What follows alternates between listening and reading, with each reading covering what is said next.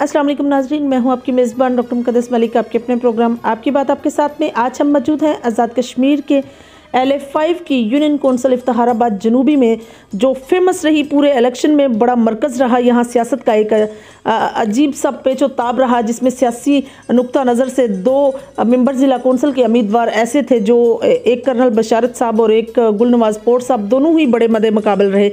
उन्हीं इसी union council की वार्ड नंबर 6 में हम मौजूद हैं। पंचग्रई इस गांव का नाम है। इस गांव का आगाज़ यहाँ के ख़ानदान, यहाँ का एक ऐसा कबीला जिन्होंने अपनी मेहमान नवाजी, पंचायत और अपने तरीका सलीका से अपनी सियासत को, समाजत को और अपने मेहमान नवाजी को, अपनी पंचायत के सिलसिले को इस तरह बरकरार रखा कि यहाँ का ख़ानदान का एक ऐसा अल्लाह पाक ने मकाम दिया। किसी ख़ानदान के एक बड़े बुज़ुर्ग जो 15वीं पीढ़ी से समझ लें एक अपनी समाजत और सियासत का एक नाम लेकर चल रहे थे, उन्हीं के नाम से इस गाँव का नाम है पंचग्रई। और इसी ख़ानदान के चश्मो चिराग जो इस वक्त सियासत में उन्होंने बड़ा नाम कमाया, चौधरी अफजाल अहमद साहब, जिन्होंने इलेक्शन कंटेस्ट किया, विन किया, वार्ड में इतनी ज़बरदस्त कंपेन की। कंपेन का सारा क्रेडिट जाता है चौधरी अब्दुल शकूर को और उनकी जितनी यूथ की टीम थी। अगर मैं उनकी हिस्ट्री पर चली जाऊँ, जिस तरह से मैंने पहले बताया, तो इसी तरह उनके वालिद चौधरी बाबा काले हाँ के नाम से फेमस थे, मेहमान नवाज थे, समाजत में उनका एक ख़ास नाम था। पंचायत उनके अपने घर की थी और मेरिट पर डिसीजन करना उनकी सबसे बड़ी शख्सियत का एक आईनादार थी। अब हम बात करते हैं उनके फेमस होने पर, तो बाबा के नाम से वो फेमस थे, लड़कपन से ही बाबा के नाम से फेमस थे। उनकी शख्सियत इतनी जो है काबिल तस्कीन थी लोगों के लिए कि लोग उनको बाबा के नाम से, यानी हमेशा सीनियर मोस्ट सिटीज़न के नाम से उनको जो है वो याद किया जाता था। तो नाज़रीन, हमारे साथ मौजूद हैं चौधरी अफजाल अहमद साहब, जो ओवरसीज़ भी रहे, सियासत में उनका एक पाकिस्तान पीपल्स पार्टी के साथ बड़ा दिलफरेब सा रिश्ता है। पाकिस्तान पीपल्स पार्टी के वो सीनियर रहनुमा भी हैं। आइए उनसे पूछते हैं कि वार्ड नंबर 6 से विन किया उन्होंने, क्या मंशूर उन्होंने अपनी वार्ड को दिया। जिस तरह से जनूबी को हमेशा से निगलेक्ट किया गया, यहाँ कोई हाथ रहा तरक्याती काम नहीं हुए, किस तरह से काम वो करेंगे अपनी वार्ड में। और चेयरमैन के लिए जिस तरह से अब अगला मरहला जो है वो चेयरमैन का है, तो चेयरमैन के लिए क्या वो भी उम्मीदवार हैं। आइए आपकी मुलाकात चौधरी अफजाल अहमद साहब से करवाते हैं। अस्सलाम वालेकुम जी, कैसे हैं आप? जी वालेकुम अस्सलाम, अल्हम्दुलिल्लाह। आप लोगों का बहुत शुक्रिया, आपने टाइम निकाला यहाँ पे मेरे गांव में, मेरे घर में तशरीफ़ लाए। इज़्ज़त अफजाई के लिए आप लोगों का दिल की अता कराने से मशकूर हूँ मैं। पहली बात तो इलेक्शन इस यूनियन कौंसिल के हाथ तक है। यूनियन कौंसिल जनूबी को इन 6-7 सालों में बड़ा बैकवर्ड रखा गया।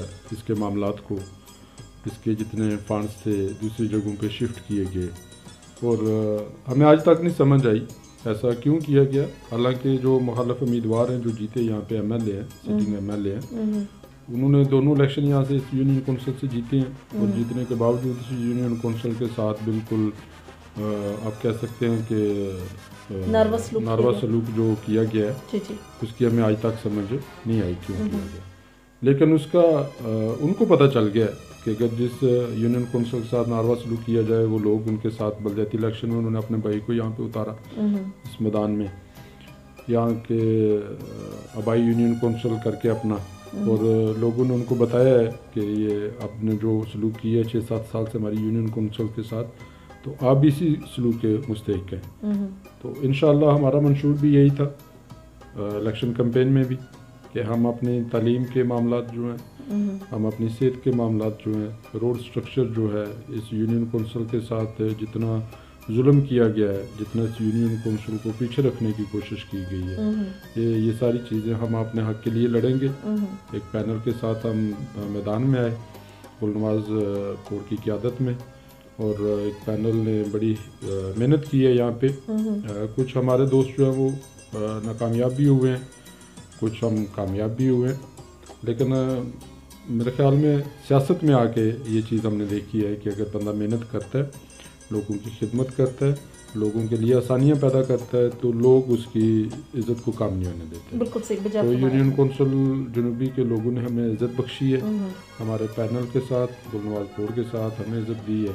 और हमें हमेशा इंशाअल्लाह अल्लाह के फजल से इस इज़्ज़त का जो उन्होंने हमें अता की है, हम इसका रिस्पांस देंगे, पॉजिटिव रिस्पांस देंगे। बिल्कुल सही। सर, जिस तरह से आपने विन किया वार्ड नंबर 6 से, तो आपका अगला प्लान क्या है जिसको आप अपनी वार्ड के अंदर और स्पेशली यूसी के अंदर एग्जीक्यूट करना चाहते हैं?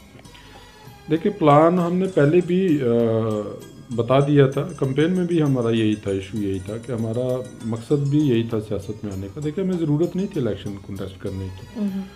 हम ये जो ख़ानदान है, 2 पोर्ट बरदरान और बाबा जी का ख़ानदान है, ये शुरू से लेके जब से ये आबाद है 47 के बाद यहाँ से महाजर होकर वापस चले गए, जब दोबारा इस एरिए को वागुजार कराया गया इंडिया से उसके बाद ये आबाद हुए यहाँ पे आके, उस वक्त से लोगों की खिदमत करते आ रहे हैं।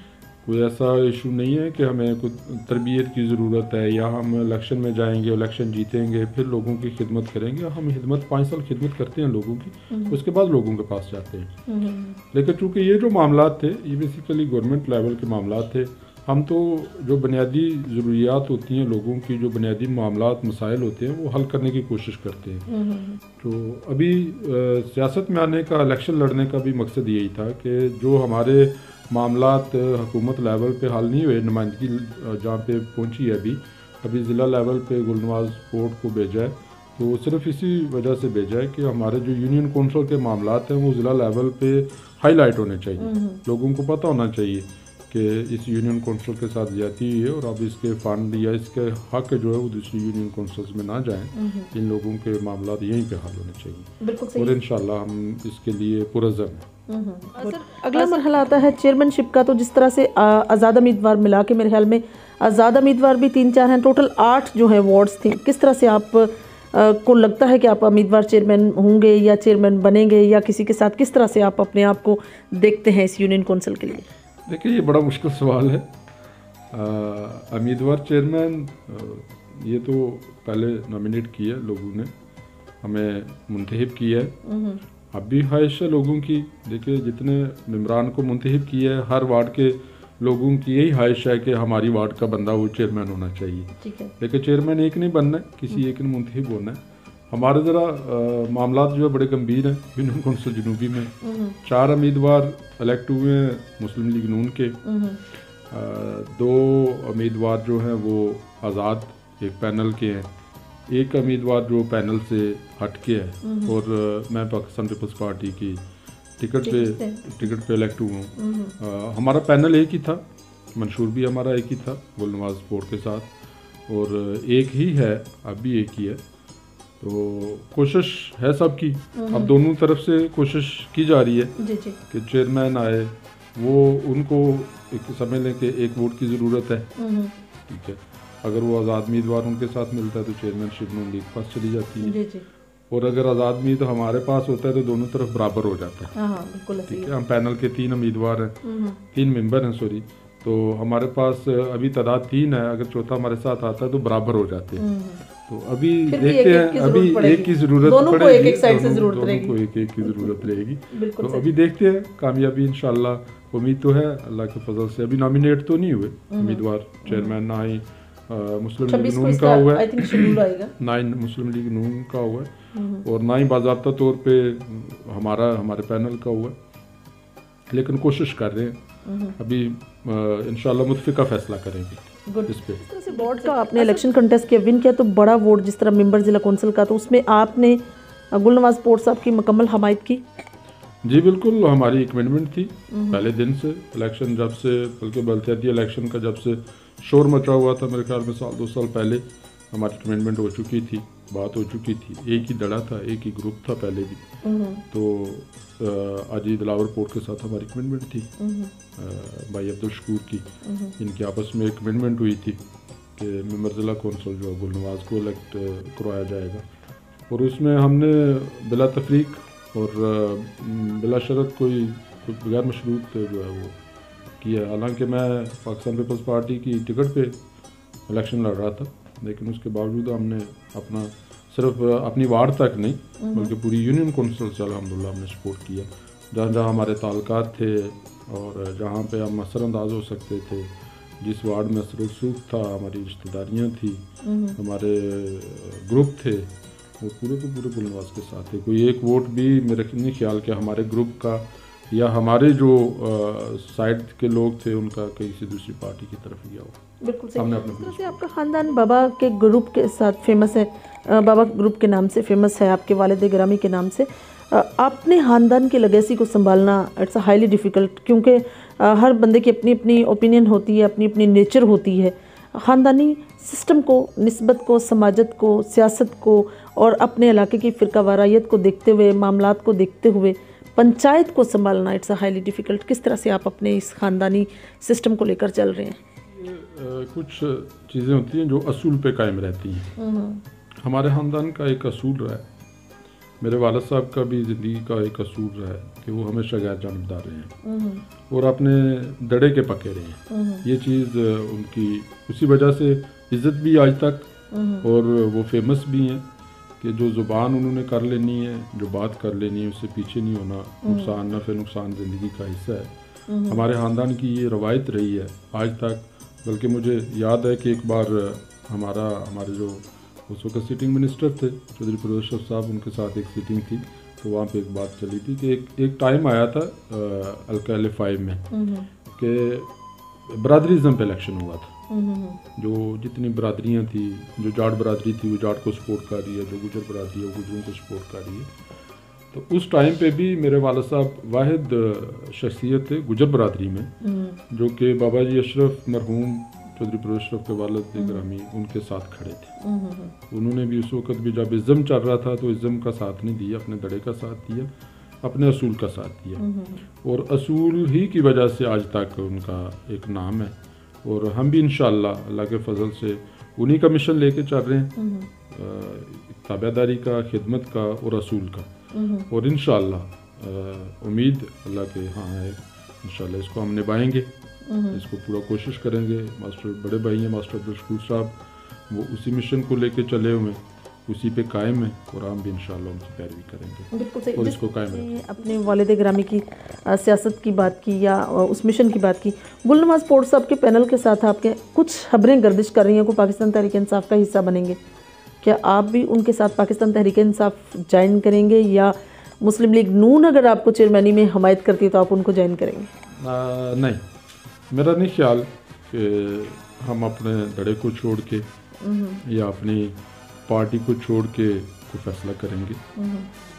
गर्दिश करने में लोगों की जहाँ तक बात है वो बातें करते रहते हैं। जी। ठीक है, हम लोगों को मना नहीं कर सकते कि वो हमारे बारे में क्या सोचते हैं या क्या ख्यालात रखते हैं। लेकिन हम अल्हम्दुलिल्लाह अपने दड़े के साथ हैं।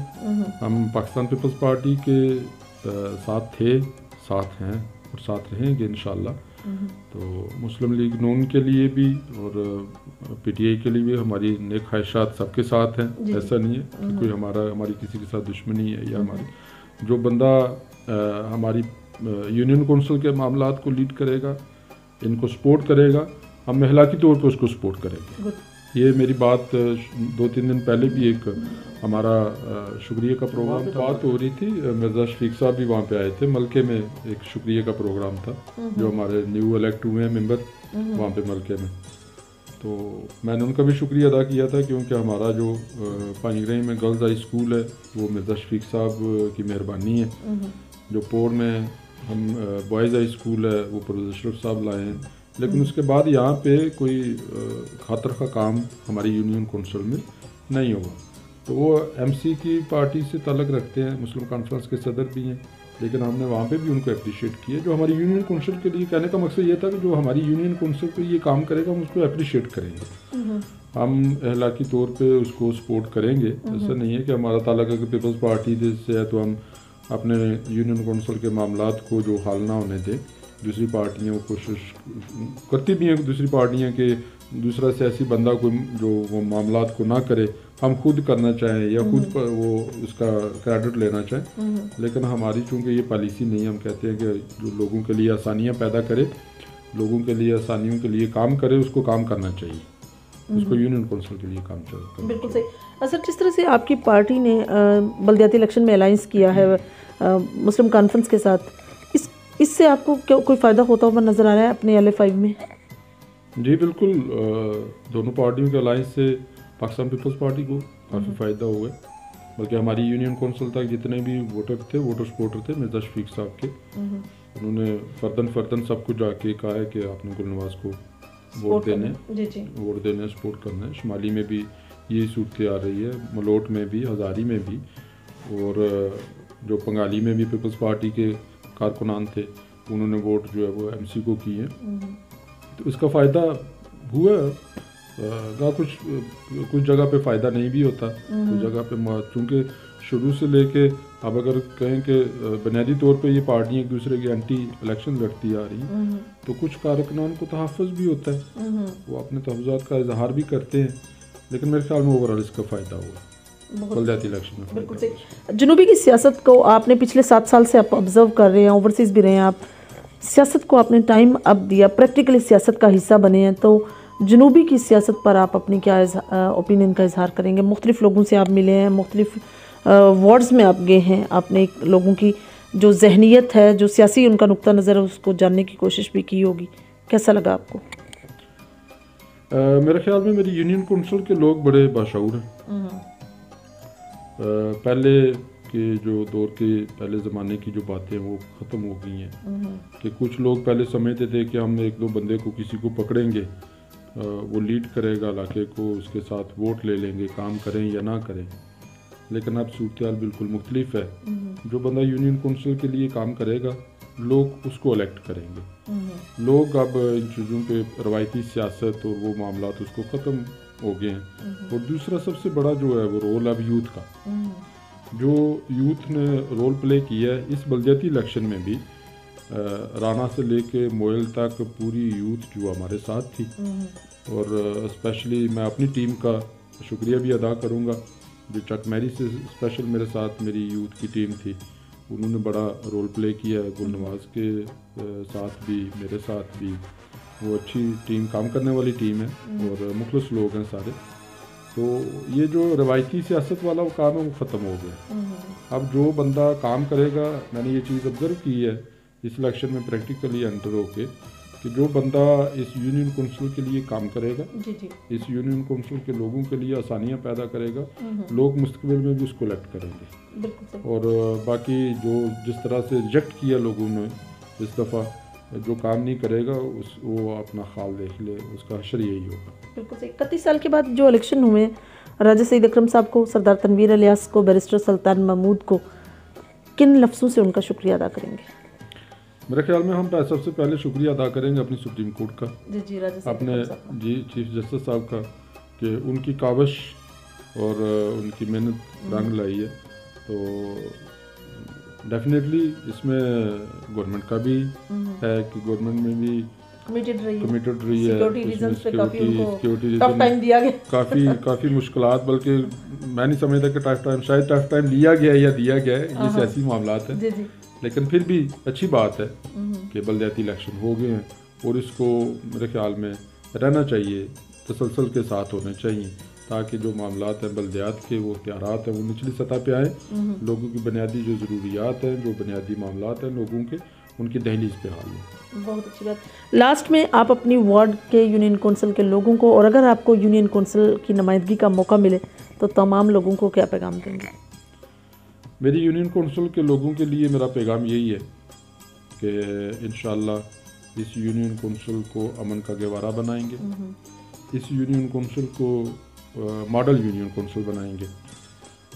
कुछ दिन पहले भी हमारी एक जगह पे तकरीब थी, वहाँ पे भी बात हुई थी कि हम बेसिकली ज़्यादा फंडेंट के मामलात पे ज़्यादा डिपेंड नहीं करेंगे।